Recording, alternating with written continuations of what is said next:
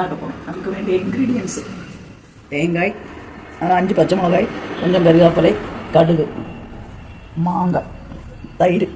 അത് പൊരിച്ചു കൊട്ടാം. കടുകും മുളകാവത്തലും വെളിച്ചെണ്ണയിൽ പൊരിച്ചു കൊട്ടാം. ആദ്യം തേങ്ങായും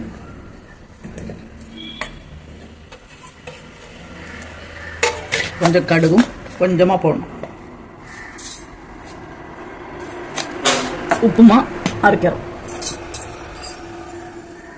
இது அரைஞ்ச பின்ன மாங்காய் போட்டு அரைக்கிறோம். அது தயிரில் மிக்ஸ் பண்ணிவிட்டு பொரிச்சுக்கட்டும். அரைச்சிட்டு காட்டுறேன். தேங்காய் அரைச்சாச்சு. அது கூட மேங்கோ கொஞ்சம் பழுப்பு வந்திருக்கு. ശരിക്കും പച്ചயாக தான் വേണം. ഇത് கொஞ்சம் ഒരു സ്വീറ്റ്നെസ് വന്നിருக்கு. பரவாயில்ல. அரைக்கிறேன். அரைச்சிட்டு இந்த தயிர் 4 ஆப்பா வச்சுருக்கேன். கொடுத்து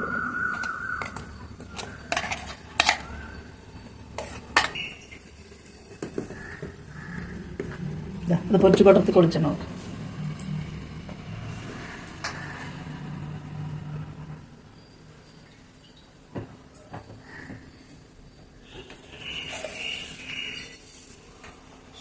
കടുക്, മുളകാവത്തൽ,